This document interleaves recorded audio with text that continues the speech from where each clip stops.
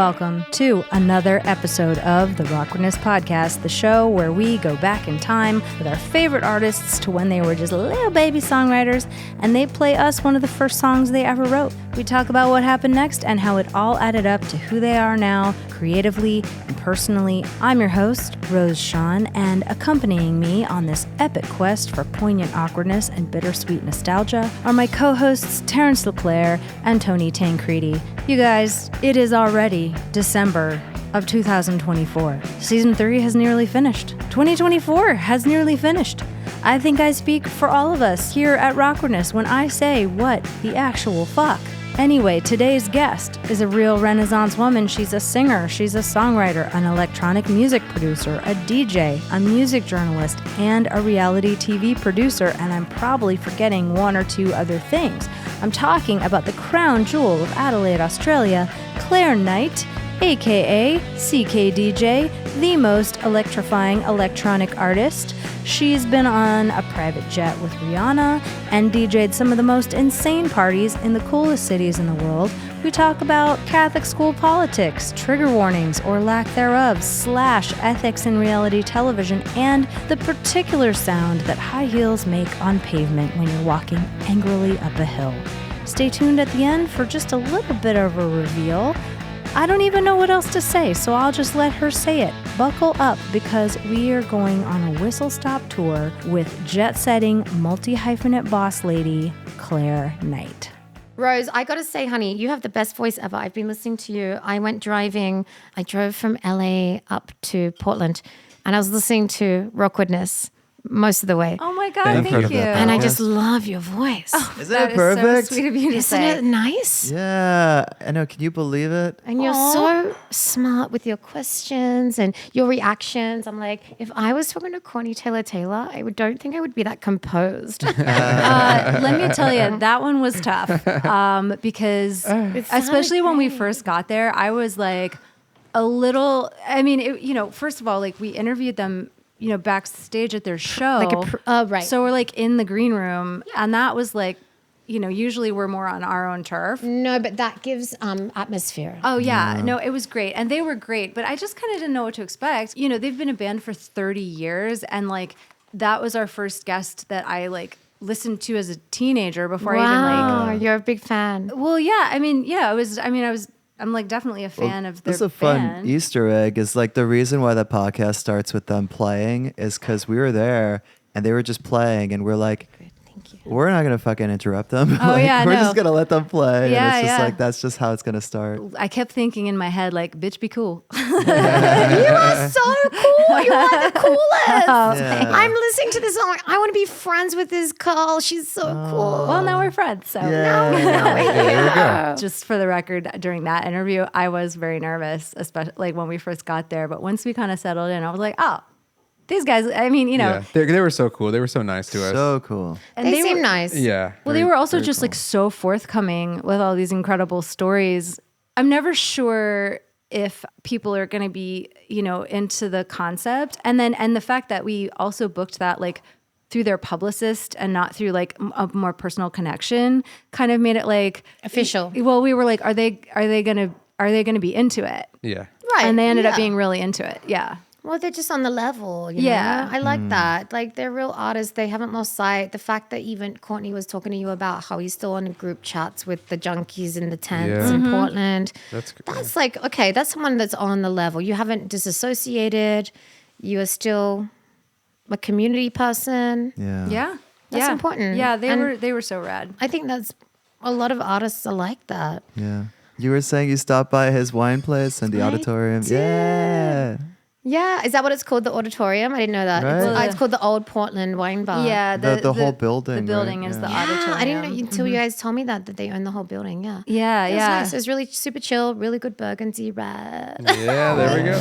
You Well, that know, makes sense. Zia curated the playlist. Yeah. The music was great. It was a bit low for my liking. I Well, you're a DJ. I was going to say you're a club DJ. Yeah. But my adult DJ ears. I am a DJ in my 30s that's been doing it for 15 years, and my ears are fucked. So the fact that I was like, oh, this is a bit too quiet. I was going to say maybe it was actually kind of loud and you're just, you've just like lost the frequency. Maybe. I felt it was awkwardly quiet. And then I realized people going into a secret back room. This is a speakeasy we got going on here. That is I'm not going to lie. I'm with a friend who's like an actor. He's like a Marvel movie guy. He's Crazy Rich Asians. And so I wanted to kind of do the whole, yo, can we drop some names and get us into the secret back room?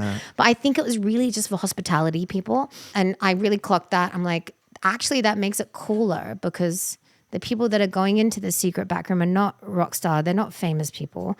They're actually just people who work in hospo. Oh, that's great. They're like they're fellow bartenders. They're servers, and this is really their cool. after party, and that's what they do.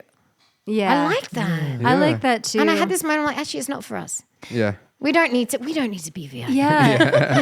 Let them have their time. Let's take it back to Take it welcoming back. Claire. Claire Knight. Claire Knight is here from Australia. I All the way know, from right? Australia. Welcome. All the way from Crazy. Australia. I got detained. You got detained. What happened? Where? What did you do? Did they find your B12 shots? Yeah. Oh, they did. No, they loved that. The guy was like the health junkie, the cop that searched me. No, because I had a green card in 2020 and Trump cancelled it. Oh, no. So I raised some flags. And like, look, I'm here doing music, but I'm not like working. But I'm on my way to getting an artist visa. So I don't know, maybe I'm not going to talk too much about any legalities. But it's not that easy for an Australian to just come over to LA or New York and just do music. It's not that easy. They make us jump through hoops. Oh yeah, I've heard, and not just Australia. Like I have a friend from France who's on an artist visa, but like, and actually one of our previous guests, Samantha Schultz, she's Canadian, and she was saying, great, I got the artist visa, but I'm only allowed to like work in music. Yeah, can't get like a job at a bar. Yeah, you can't like go to work at Starbucks. You have to get a lawyer to fight some clauses. I've got a really good friend who is a tour manager and he's British. The Breeders guy. Oh yeah. And he's helping me out and he's been like really helpful with like what to say when you have to get a very specific visa and you have to have you have to have some kind of clause in there where you can have like multiple streams of income from different, if you're a freelancer and this and that and whatever. So it's a whole thing and I need to look into it when I get back to Australia. But the important thing, American government, I am going back to Australia. Yeah, don't worry, I'm not here to staying. marry anyone. I'm not here to like take your jobs. I am going home. I am playing a really good amazing music festival over New Year's and I'm looking forward to that. Don't worry, I'm not staying. Yeah. I'm not like That's I'm hilarious. leaving. Like I got my return ticket. Oh yeah, well that's a big thing too. If you don't have a return ticket, it's like, why don't you have a return ticket? Oh no, I have my return ticket. They made me show a bank account to prove that I have enough money to sustain myself while I'm here. Oh wow. Yeah. Okay, so wait, so what did they detain you for? Oh, just for being a rat bag. Just being a problematic Australian. No, it was honestly just because I think they had me on record as getting a green card and losing it. Oh, I see. So they Because Trump, 2020, COVID canceled, duh. Never heard of No the more guy. immigration. And then also because I'm here for a while because I'm recording an album in New York. But I'm not going to tell them that. right. Yeah, and then also, what else was that? Oh, I do like a little pet sitting here and there. And some of my accommodation in America is looking after people's animals. Yeah. And it's on an app called Trusted House Sitters because I'm very trustworthy. And if anyone needs a pet looked after, I got you. I have 5-star ratings. Find Claire on Trusted House. Yeah, exactly. That's you're an actually a artist. cool You got way to to, do what like- you got to do. Yep. Yeah, I've actually, rent is so crazy right now and all my money is going into music. So if I can save money on rent, great. Oh yeah. And they perceive that as a job. huh. So immigration are like, nah. And I'm like, I'm not getting paid. They're like, yeah, but you're getting accommodation. I'm like, What? So I'm not I said it's a tourism app. It is a global house. What's it called? Like a home exchange. Yeah, right. Like, do they do that for couch surfing? Like, what? Yeah. Yeah, like, would they consider, like, if you were staying with a relative or a friend? Look, like, I'm just a cat lady. I'm just a cat lady musician that needs to save pennies where I can. I feel you. I'm I also a feel cat you lady too. musician. Everyone starts somewhere. So where Yes. did Claire start? In Australia. Where did this cat lady musician start? We're going to go back to you heard the podcast. You know what we're going to get into. So I like, love it. take us, Bring it back to the point. We're Bring just it talking, the just beginning. talking shit over here. Okay, so I grew up in Catholic school, and we were big on the choir. yeah. Oh, yeah. So I learned how to harmonize from a young age. What city? Adelaide, Yeah. city of churches. Oh, wow. South Australia, also kind of like wine country, like the Napa of Australia. Oh, no So we way. love church and we love wine. Well, that goes together, They go especially well if you're Catholic. together. Yeah. Yes, Jesus is awesome. He allows Catholics to drink unashamedly. And I bet like the Napaville thing is water to wine. It kind of fits with the whole thing, right? Absolutely. Yeah. So I grew up in very like a Catholicism background, but we were really big on singing in church. And we had a really cool singing teacher. Shout out Charmaine. Shout out Charmaine. Shout out Charmaine. And she was really into like gospel, like American black gospel stuff. She's Sri Lankan. So I kind of learned rhythm and singing and like jazz and gospel. Nice. I had a really good music education. But the problem with my school is that it was very like hierarchical and like a little bitchy with that. I recently found out that my music teacher, a man, is, I don't know if he's in jail, but something happened. Oh, Like well, with students? Yeah. Oh, no. And it does not surprise me. I wish it surprised me, but I mean, does it not surprise you because of him specifically? Just because of how they really arranged things at that school. And it really mirrors the music industry for me, because when I got into my early 20s and entered the music industry, like hardcore in Australia, like signed to major labels and stuff, it really reminded me of high school and how my music teacher would run it. And just like, for want of a better term, if you didn't suck the right dick, you didn't get the solo, honey. You know, like I'm not saying like verbatim, like Not they maybe would make literally. them, Yeah, not yeah. literally, but like if you weren't playing the game, you didn't get the opportunities. And so I, as a child, I was raised by really strong parents who always taught me boundaries. And if you feel something weird, detach, leave the situation. I'm really, really grateful for my parents for instilling that in me. So as a child, this person was probably trying to groom me. And I just said no. Good. I just backed off. And unfortunately, other students did not. And then some stuff went down. And it's all hidden. Like, you can't even Google it. Like, it's all scrubbed because it's all Catholic education in South Australia. yeah. And they're very serious about that. But yeah, it was heavy stuff. At one point, I got given a key to this man's office. He gave me a key to his office. And there's a really famous Australian like an advocate, like this woman called Grace Tame. She won like Australian of the Year a few years ago. She was suffered some really bad sexual assault from her high school maths teacher or something in Tasmania in Australia. And she actually like really spoke out about it.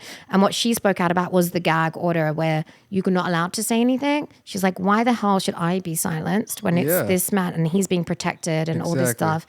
And one of the things she said was like, he gave me a key to his office. I'm like, Whoa. but I also was a bit sus on it. And I'm like, oh, this doesn't seem right. And then years later, I entered That gave me chills. Right.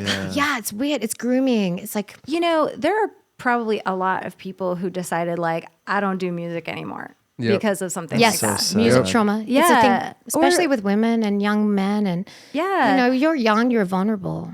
Well, I mean, And like, you don't know any better. You know- don't know Yeah. any better. Unless, Yeah.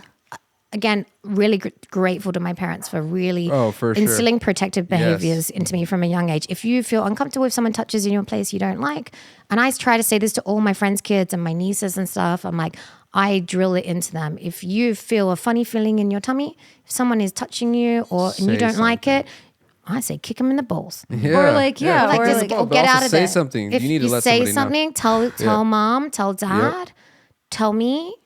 Like it's really important because that probably saved my life. Well, I think about that a lot because, right, like the older you get and the more people whose stories you hear, you're like, oh my God, this shit happens all the time. And I think like, especially when you're talking about like, girls who are trying to pursue something, like music, for example, it's like how many women just were like, I don't want to be in this class anymore. Yeah. And we're just like, that's it. No music for me. And here's the thing with predators as well. In the entertainment industry, they prey of people who are starry-eyed. Yeah. If you desperately want something, how far are you willing to go to get it? Oh yeah, it's right. There's a reason they're in these positions. It's like, where do I have power? Yes. Where do I have power? And what, like, and they can also see like the needful thing of like, this person wants something that I can promise them. Yes. And that sucks. Yeah, and when you have someone that is so younger than you and vulnerable in front of you, and you know that they're willing to just like do anything to get there, whatever, like you can take advantage of that. And I think that we really need to have better things in place for younger musicians because I've been through the whole like industry, producers, managers, record labels thing when I was a lot younger. And being screwed over. And it really was, I had to do a lot of therapy to get to a point where I realized it was actually a mirror of my high school experience. You obviously were like, okay, I care about music enough to like, not, they like these people can't deter me from it, right? Oh, they did for a while, a few years. I took a big break. Wow. After like Catholic school music, like was the break then or like what, Oh yeah, I moved to France. I just learned French and was riding around with a baguette in my bike basket. Like I got the hell away from there. I checked out and I studied media, learned French, just traveled. And then I got back to Australia and I started getting into the local music scene in Adelaide.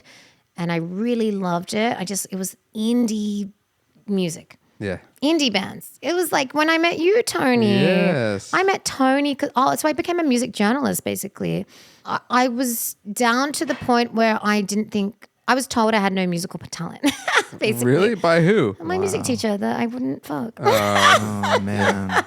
I was told that I was useless. But the irony is that in your senior year in Australia, we call it year 12, they bring in an independent assessor, completely like unbiased. Sweet. And I got the top grade of the whole class, You of got the told whole the truth. school. Yeah. And I'm like, oh, maybe I am good at this, but I've been told I'm shit because this person is making me believe I'm not good because I'm not playing along, Yep. Anyway, whatever. So I took a big break, Eddie. I needed a break from music. And I got really stuck into like my little French thing and my my media stuff.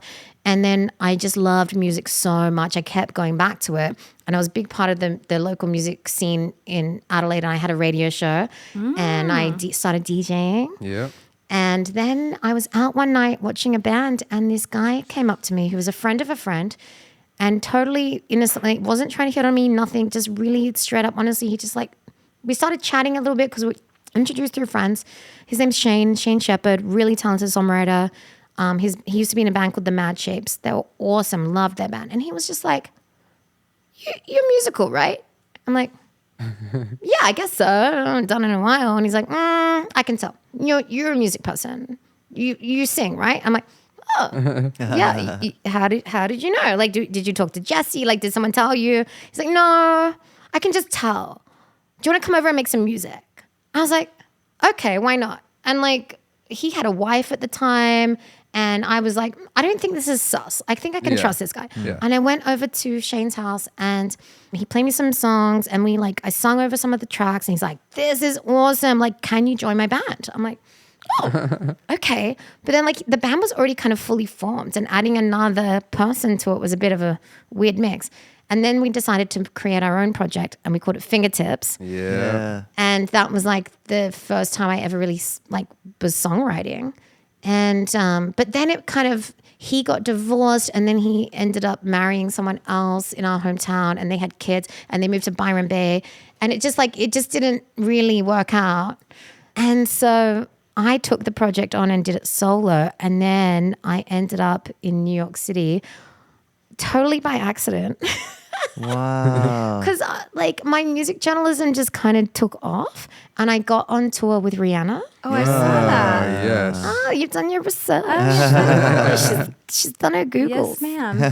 I don't know, like, out of nowhere, like me desperately trying to be a musician but feeling unconfident, somehow just became a really good music journalist. And so I got on this worldwide tour on a private plane with Rihanna. Like, how the hell did wild. that happen? That's so wild.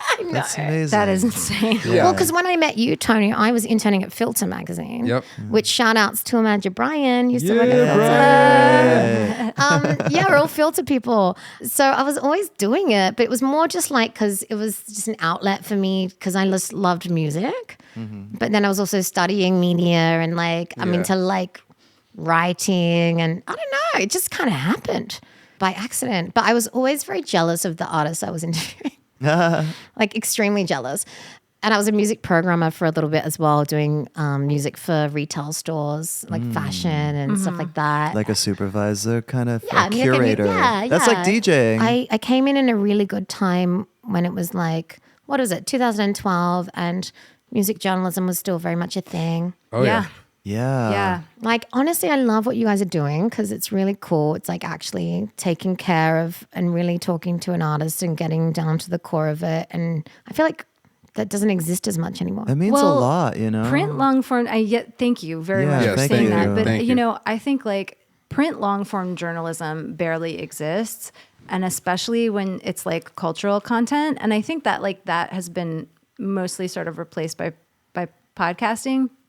But you know, I mean, I grew up reading like Rolling Stone and Spin. Like when I was in high school, I had a subscription to both. I wanted to know everything about these artists I cared about. So like, Yeah. you know, any magazine that came out that had like Courtney Love on the cover, for example, bought it. Yeah. You know, Love her. because I just wanted to know. You know, the internet doesn't really do that. Like most of the press pieces are like 3 paragraphs and a YouTube link. Everything not needs as to be real. fast now. Everything. Yeah. No, people's attention spans are insanely. Yes. Yeah. You need a little TikTok video or something. 15 seconds. That's all. Yeah, they where want. are the long form? Where are the, you know, when you bought an album and you would like pour over the artwork Yeah. and the lyrics. Read every and, page, the and, thank and, yous. Yeah, the credits. I guess you have Spotify credits.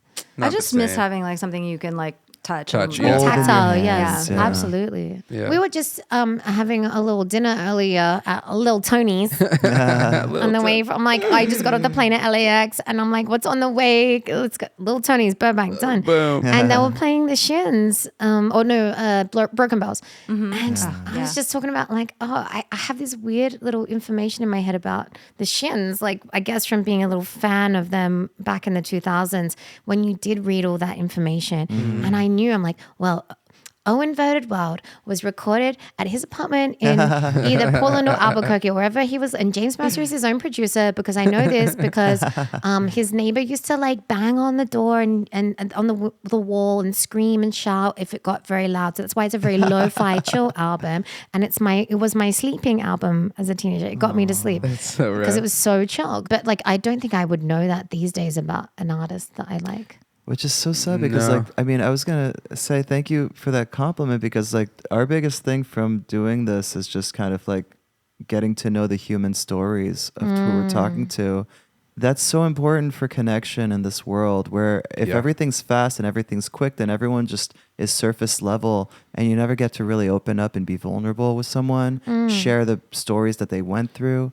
And so it really is as fulfilling for the guests as for us to do this. I was wondering, like, did you have favorite interviews and stuff from your journalism, days that kind of like had similar sort of effects on you? Yeah, I think it's the artists that tell stories because they tell stories like music. I'm really drawn to songwriters. And it's so funny and ironic because like I'm an electronic music artist and a DJ, but I just love good songwriting. Like I love the shit, Yeah.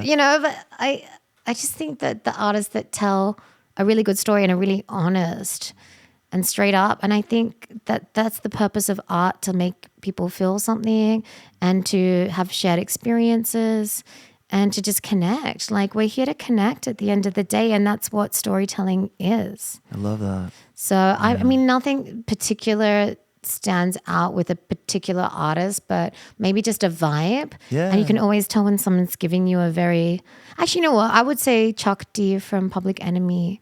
He was awesome to interview. He was really straight up, really real. Gave me some real good stories about back in the day, and he's super level-headed. He's on the level. Like he's lovely. I love him. What a pioneer. Yeah. Yeah. Yeah. Weirdly, not music related. I guess he dated FKA Twigs, but Robert Pattinson from Twilight. Yeah. I had a really good hangout with him, and he just was like, again, like you can tell when someone's just like an artist and you connect and you're like, oh, we forget there's a camera. We forget there's a microphone. We're just actually connecting as people, and like also helps me. It was really hot. Well, that too, but I think it was dating. What's the name of the I don't know, the lesbian one. oh, Kristen Stewart. Kristen, I think I he was was. back then, yeah. Oh, I shouldn't say bye. Whatever. He was dating them at the time. And I was the really Twilight days? it was the final movie. I interviewed him. I was really intentionally trying to avoid any kind of personal questions like that because I think he'd had a gut full of it. Yeah. So we just started talking like shit about other stuff. And then we ended up sitting on the floor and eating like these Australian biscuit like cookies called Tim Tams. Tams? Yeah. Wow. Tim Tams. So we're just sitting on the floor eating Tim Tams and talking about food and whatever. And like and then he was like, his friends just had kids, and now he's wondering, should I have kids? And he just had one. Did he? Me and Suki Waterhouse. Whoa, there you go. Oh, there you go. Mazel tov. Yeah. What a hot couple. I know, right? She's a musician. Yeah. Oh yeah. He's got a type. Yeah. But let's get back to you. Yeah. You brought your computer. So you were Yeah. like in indie bands and Yeah. Fingertips. Fingertips started as an indie band that was actually someone else and someone else's songwriting. and then you just took it over. Yeah, well, you know what? I got sick of trying to like manage a band of dudes. Mm-hmm. Being in a get band that. is fucking exhausting. It is. Like, you've tried it. Oh yeah. Oh yeah. I tasted. I loved your band, Tony. Thank Union you. Line was like so good. Thank you. I appreciate I that. listened to that album on repeat when I was driving around LA in my little rented Toyota Corolla. I had my Mike Snow CD, I had my Yeah Yeah Yeahs, I had my Howling Bells or Waikiki, whatever they were called at that time. And then I had Union Line. Yeah. California. Yeah. Like, oh my God, you guys should have done the OC soundtrack. Yeah. I Come mean, on. we emailed them and said all that, and they On said the You were run, literally from the OC. California, come on. Yeah. Shout out Dickie. You're a great songwriter. Oh, I just loved that album. You guys were so good. Yeah, I was just obsessed with that. And I was in my own little indie band back in Australia. I had my little radio show. Yeah. And then I started DJing because the venue wanted to keep the crowd after the bands. And so they would book band members to DJ. And I didn't know what the hell I was doing. I didn't know what buttons I was pressing. But I had a radio show and had a band. So therefore you can DJ. Yeah. Obviously. And there was this band from Adelaide called Wolf and Cub that were quite well known back in the day.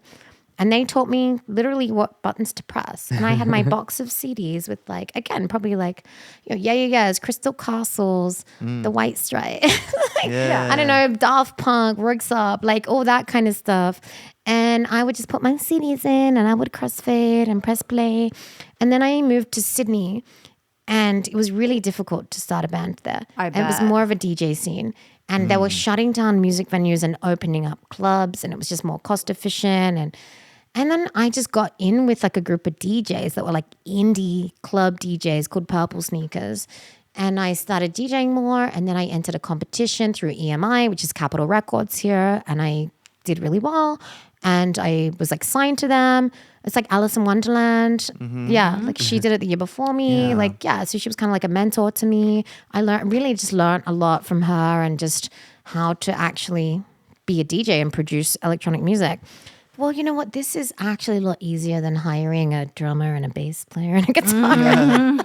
You know, I can play keys and I can play synth and I can program beats and I know how to count on the 2 and the 4. And I write good music and I sing and I write. My thing is like I'm a top liner, but I have to learn how to do it all. Oh yeah. So the Rihanna thing landed me in New York. And I ended up linking up with a band, an Australian band there called the Death Sat, who are a punk band. Yes. And we started writing together purely by chance because we met backstage at a music festival like a year earlier. And then we reconnected in New York because I landed there at the end of the tour. And we just started making music and it worked out really great. And we just kept doing it.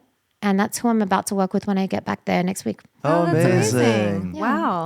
Dan Walker from the Death Set. He's like one of my Shout out cool. Dan. One of my Love best it. friends, yeah. Yeah. That's so cool. God, what a whirlwind. And I mean, it's also like, compressing all of this history into this short time. But so what older song are you going to play for us? Is it a fingertip song? Yeah, so it's when I was one of the first songs I wrote with Dan. Well, actually, I started writing up all my songs. Most of them I start myself. Like either I will just have my own beat or whatever. I was walking up this very hilly street. Sydney, if you've ever been there, it's very, very hilly. Mm-hmm. I used to ride a bike there and I was really glad when it got stolen because it was really hard with all the hills. So I was walking up, I was like hiking up this hill. And I remember dating this guy at this time and he was really shit. His name was Ian. Enough said. Oh no, shout out. I have a really good friend called Ian. Sorry, Ian. But like, I don't know, this guy was like this personal trainer. He was really hot. He was like abs and stuff. Gorgeous. But he just had no game. And like the abs were the game. Yeah. And he would like send me all these like late night text messages, like what essays and so I was just walking up this hill and on Foveaux Street in Surrey Hills in Sydney. And I just was like mad. I was like angry at this guy for like expecting all this stuff from me, but then being the most low effort person. I was like, just because you're hot doesn't mean you can take advantage. Yeah. And I was like pounding up this hill and nothing is better as a bass beat than an angry footstep in a pair of high heels and walking up a hill. And I was like, dun, dun, dun, ba-dum, dun, dun, dun, dun, dun, ba-dum, dun, dun, dun, dun, boy, you got no game. Like I just started writing this song. I was like, it just came out of me. And then I took it to down in New York, and then Ninja Sonic, Telly and Jaja. Yeah. So I took it to them, and I was like, I think you need to do a verse on this. And they came in the studio and we had a lot of Hennessy and we just like wrote this crazy song and I love it so much. I actually want to I don't know if I need to re-record anything or remix anything, but like I think the song stands alone. But I just never really gave it a proper release. So it's actually not on Spotify or any stream. It only exists on SoundCloud. So I will play that. Yeah. And I'm actually I feel like Telly puts me to shame because I thought I had a really good verse.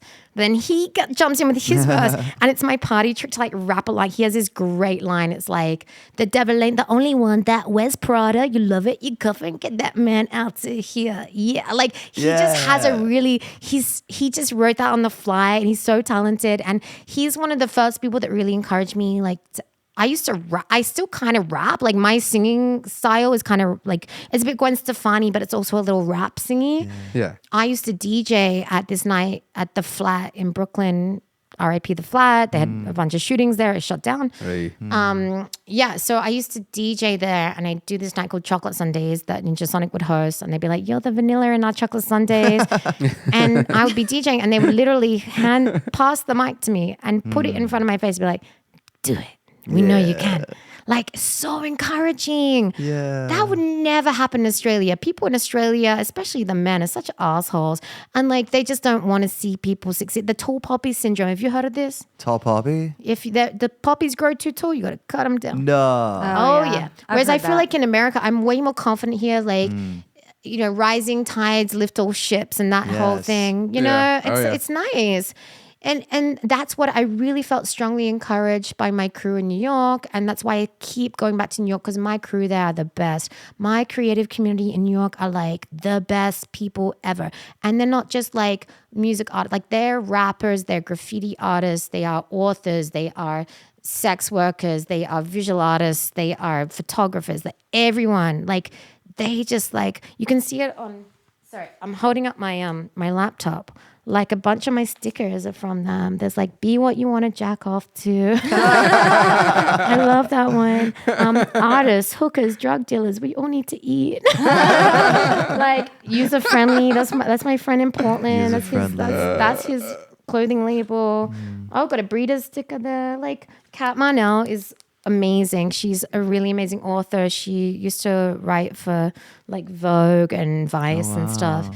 She had a column in Vice called Amphetamine Logic, and she would chronicle her drug abuse. Wow. But she's sober now, and she wrote a really amazing memoir called How to Murder Your Life. And she's she's part of that crew and that community, and they're just like the best people. Wow. I just love that. All right, let's hear it. Let's hear it. Oh, let's hear the song. That's literally my voice memo.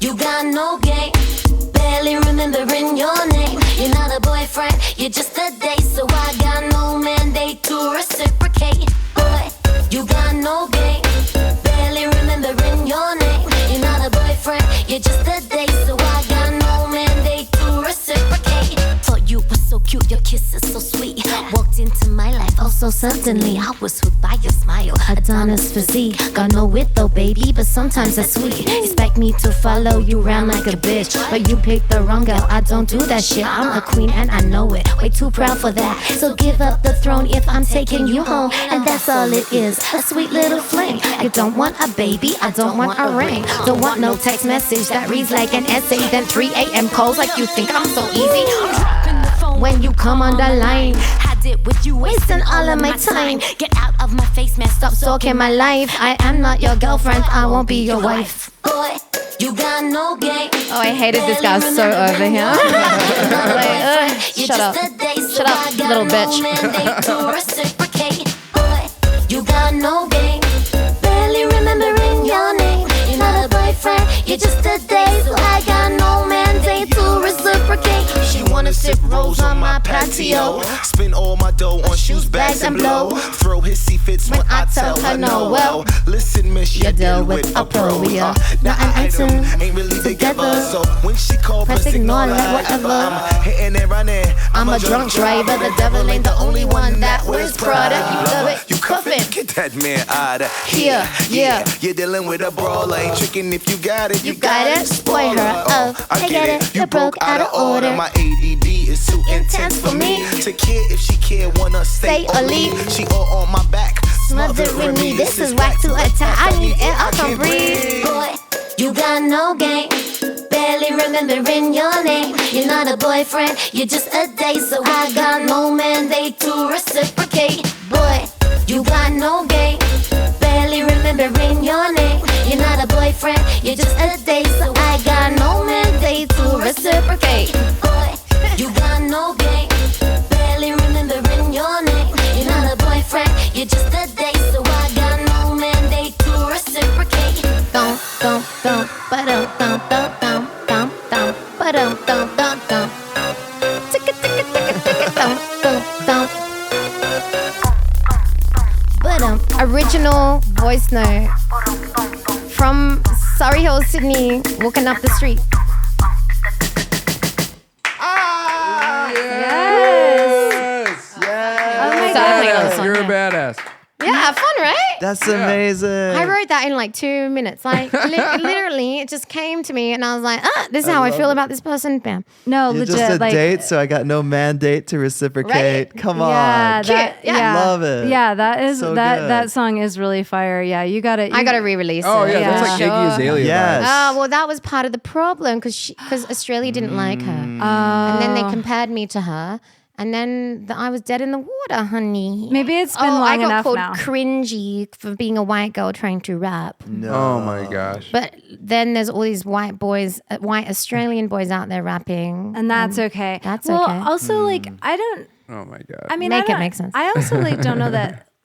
Like, I don't know that you're really rapping per se. No, I'm yeah, you were singing. Yeah, it feels more Gwen Stefani than Iggy Yeah. Azalea. Thank you. I would much rather have that comparison.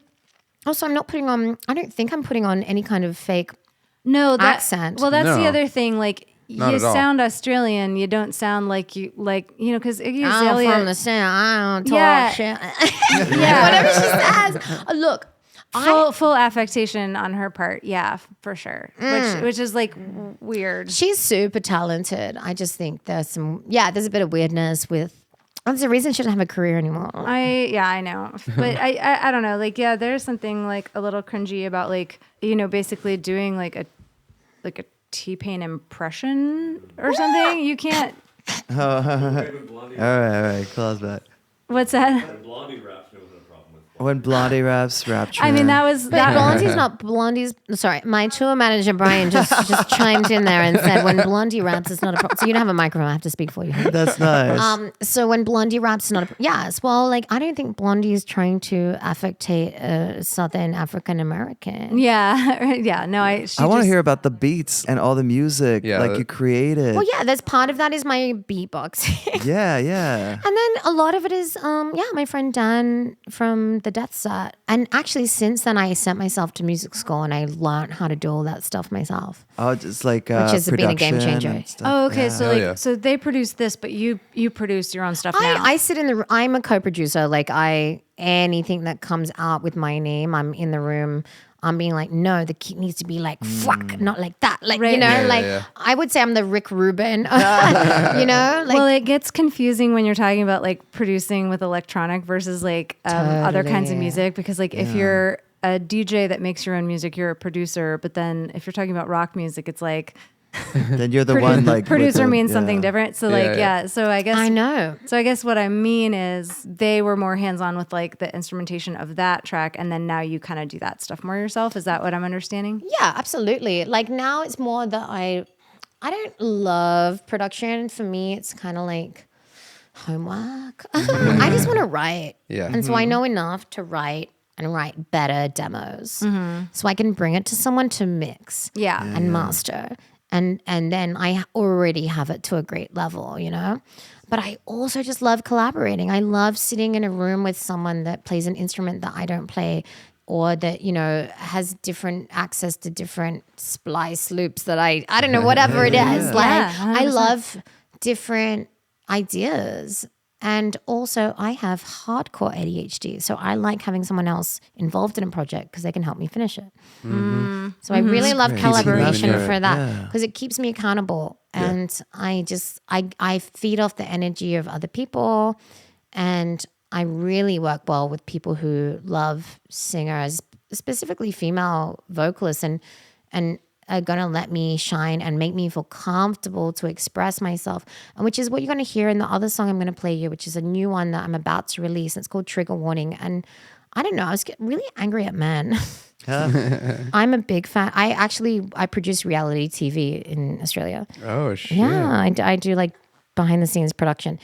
And there was this one show I did not work on, but I'm a fan of. It's called Below Deck Down Under. Oh yeah. Okay. You watch it? Tour manager Brian put his hand. Tour manager Brian watches it. Yeah. Brian's got great boots, by the way. You can't see them, but Brian, everyone's looking sharp. the hero of the episode. He did. I mean, he made us The unspoken hero. Yeah, I mean, you are the hero because you're our bartender. we love you, you. Brian. And it's also Friday night at like 11:30. So It is we need 11:30. it's cocktails is all he needed. So anyone that's going to cater to that is our hero.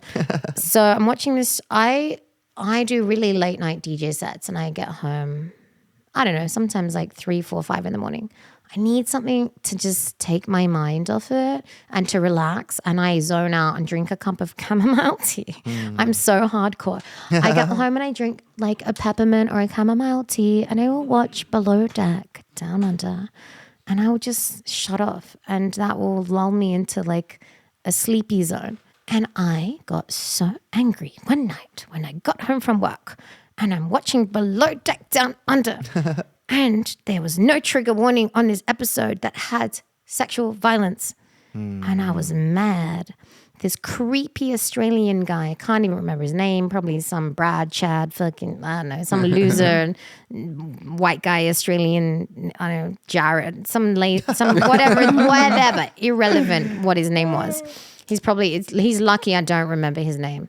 He was just being creepy on the show. And this woman who was like working as they call them stews, like a steward. Yeah. Yeah. She was like this gorgeous, like Margot Robbie looking blonde girl. Her name's Megan. She's from Florida or something. She gets on the boat and he's like, oh, are you single? And she's like, oh yeah, single. He's like, good girl. I'm like, red flag. This guy's creepy. Yeah. This guy is creepy. Red flag. The good girl. I do Good not girl. like that. Good girl. Oh, single, ready to mingle. Good girl. And then he gets her drunk. And she's an even better girl. It's his dream girl, the drunk girl. He gets her wasted on a crew night out. And then she's like actively avoiding him. And then he's like trying to get up in her space. And her chief stew, a woman called Aisha, who's from New Zealand, she's awesome. Love Aisha. She protected Megan and was like, I'm going to put you to bed. And then this girl says, I just want, can you get me water? I just want water. Luke, his name was Luke. She goes, just water. No, Luke. Just water. No, Luke. She's wasted. The only thing she can say is, I just want water. No, Luke. That's crazy. Keep him away. That's so sad. So then there's a blackout on the boat. The power goes out. And they've got like these infrared cameras because they set them up. This guy gets naked. He's wasted. No. He runs into the room. She's asleep.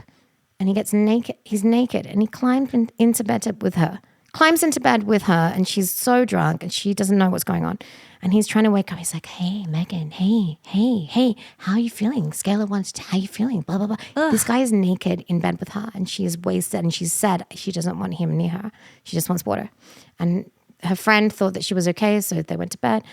And then what annoyed me is that the crew took a while to actually intervene. They're filming all of this. They know what's going on. Yeah, I'm like, that's disgusting. Like, at what point do you step in? I spoke to a fellow TV producer who's more senior than I am. And I said, what is the deal with that? And because he was angry too. He goes, you know what? It's because they sell themselves as a documentary. And it's a TV documentary and they can't intervene. Bullshit. I mean, I'm sorry. Yes. Like, yes, to a point, but like, if you're about to like witness rape someone, yeah. No. You step in. They did. Yeah, they eventually did, but it took them too long. And then, but I mean, they let him touch her. They let him touch her, get into bed with her naked with his dick out. Ugh. And then they were knocking on the door, not busting through, knocking on the door. He opened the door and he slammed it in their faces. The camera crew were trying to get in and being like, yo, stop. And he was just being such like a chaotic asshole. And then so they ended up sending him away off the ship. And then he like came back in the morning and then they have the scene where the captain fires him and he's so confused. He's like, I know, oh, okay. I don't understand. Like what? And the problem here is like all these men, they don't understand what's wrong. Had there not been a crew there, what would have happened? This girl would have been raped. Yeah, but like that's also, so what you're saying is like that episode needed a fucking trigger warning because that's really upsetting. Yeah, so I was upset for all of those reasons, and I wrote about it in a verse on this song. And also, I'm like, why is there no this is my relaxing show. Yeah. Why is there no trigger? I'm mad. Yeah. I was screaming at the TV. I was mad. And I'm watching it like, cause I'm in Australia and it happened like, and I'm watching it in the middle of the night. I'm like one of the first people to see it cause it's just come out. Yeah. And I'm looking on Twitter. I'm like, why are people not mad? Cause I'm like, where's the rhetoric? Like, where's the conversation? And then I got mad about it and I wrote a song and then I went to bed and then I got up in the morning and it's blasted all over the pop culture sites. Like it's big news because finally America's woken up and they've seen it. But I saw it at like 3-4 in the morning, Australia time. So I'm seeing it first. I was just pissed. They did put a trigger warning on it in the end. Yeah, so I just wrote I don't know, I was just really mad. I don't know if you guys have been testing me. My songs are about being mad at men. I can relate. I just get really angry at them sometimes. Fair. Well, I guess let's hear the song, yeah? All right, you want to hear the song? Yeah. Yes, please. Is my voice pitched down? Let me see you shake. Let me see you shake. Trigger warning, I'm about to pull your trigger. Trigger warning, I'm about to pull your trigger. Trigger warning, I'm about to pull your trigger. morning. I'm about to pull your trigger. I'm the boss, I'm the man. I'ma take what I can. Got my boys in the club and we're living it up. There's no rules, ain't no shame, and just play in the game. You hate us cause you ain't us, but we don't like you either. Let me see you shake. We out there twisting the narrative. Got my gaslight, it be flickering. Weaponizing your emotions, don't you know I'm only joking? Why are you so sensitive? You're crazy, I'm not dangerous. Be a good girl, like you should, girl. If you're a drunk girl, you're my dream girl. You want the followers, right? You keep your Instagram tight. All these booty shots and videos, you're asking for it, alright. I'm the man, I'm the man. I'm the man, I'm the man, I'm the man. Cause I'm the man, I'm the man, I'm the man. Cause I'm the man, I'm the man, I'm the man. Taking up your places, invading all the spaces. Spreading my legs, gonna rub it in your faces. Cause it's my world and you're just in it. So dance, baby, let me see you shake it, shake it. It be like that, on the attack, on the apex, going right back. Got my wolf pack, on the hunt track. Gonna sniff you out, go you right back. Let me see you shake. Be a good girl, like you should, girl. If you a drunk girl, you're my dream girl. You want the followers, right? You keep your Instagram tight. All these booty shots and videos, you're asking for it, alright. I'm the man, I'm the man, I'm the man. Yeah, I'm the man. I want to make this heavier. Cause I'm the man, I'm the man. I think it needs to be louder. I'm the man, I'm the man, I'm the man. Cause I'm the man, I'm the man. And I do what I want. Cause I'm the man, I'm the man. Cause I'm the really, really, cause I'm the man, I'm the man. Yeah, I do what I want. Cause I'm the man, I'm the man. Don't give a fuck about what you say. There's no point in putting up a fight. You won't hear me creeping in your room at night. On the boat. Blame it on the booze. I can tell you're in the mood, Megan. The bait out and the fish is gonna bite. Let me see you shake. Be a good girl, like you should, girl. If you're a drunk girl, you're my dream girl. You want the followers, right? You keep your Instagram tight. All these booty shots and videos, you're asking for it. I'm the man. Everybody wants to be like me. Be like me, be like me, be like me. Cause I'm the man, and I do what I want. I'm the man, in a really, really big way. Cause I do what I want. So get the fuck out of my way. So get the fuck out of my way. Yeah, get the fuck out of my way. So get the fuck out of my way. Cause I do what I want. Cause I'm the man. That is so sick. Oh my God. Damn. Oh man, I love the production on that. You guys are the first to hear amazing. this. Really? Exclusive. Wow. It's not even the finished product. Thank you. That it's, is so no, it's really sick. evocative. Thank That's you. real. But it's like That's great. also danceable. And Oh yeah, Yeah. That's gonna hit hard. Make Yeah. it cute and fun. yeah, Be angry at the man, but make it cute.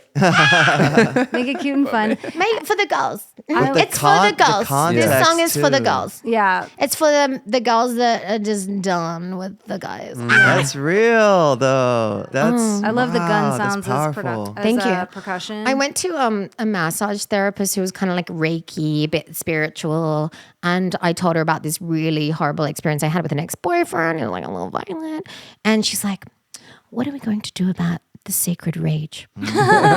Sacred I was rage. like, "Wait, what?" She's like, Sacred like, rage. tell me. "What are we more. going to do about your sacred rage as your feminine sacred rage?" I said, "Write a song." I Yeah. mean, Sacred Rage is an amazing name for an album, a band. Oh, like yeah. every wow. Yeah, maybe it should be some kind of album name. Yeah. So this is a sacred rage song. Shout outs my masseuse Shan for coining that. I like it because Shout out, it's Shan. like Masseuse Shan, yeah. She's a yoga teacher too. She's dope. it's kind of it feels like a synonym for righteous anger. You know, like your Yeah. sacred rage. Oh, that's so cool. And no one had ever given me permission to be angry like that. Yeah. As a woman, you're told, be a good girl. Sit down. Oh my gosh, you've got to hear. Be nice. You've got to hear my friend Thea's. My friend Thea has a song called "Good Girl." Ooh. Her band is called Fox Violets, and Hot. it's basically, I mean, about the same thing more or less. And she made a really cool video where she's like smashing shit with a golf club. Dope. It's great. Oh, yeah. I want to for this video. I swear I'm going to be living in New York for the next few months, making music, and I'm staying at my friend's apartment. And downstairs there's a boxing ring. I'm like, I need to make friends with the boxing people, and I need to I need to be a dirty, sweaty, ugly guy and spit and be sweaty, and that needs to be the video.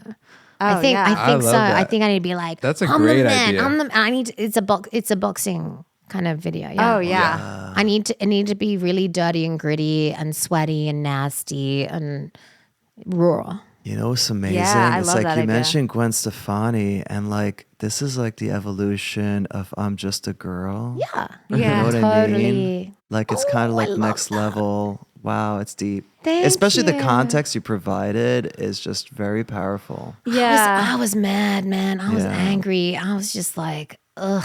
Well, I'm it's over this shit. Well, it's like the kind of thing that we obviously know happens all the time, like not a mystery, but the fact that they like put it in a TV show, like and didn't even think to warn people Yeah. that could be if you've experienced sexual violence, most women have, not just women as well. Like a lot of people have experienced it. But yeah, to see it kind of packaged as entertainment and like Oh my God. that's Messed up. I'd be fucking pissed too. I am pissed, but I mean, yeah, it's really upsetting. But I'm glad that they showed it because it really opened people's eyes. This is what happens, especially when you work with your crew and you're in such close quarters and you're sharing rooms and stuff like that. This stuff happens all the time.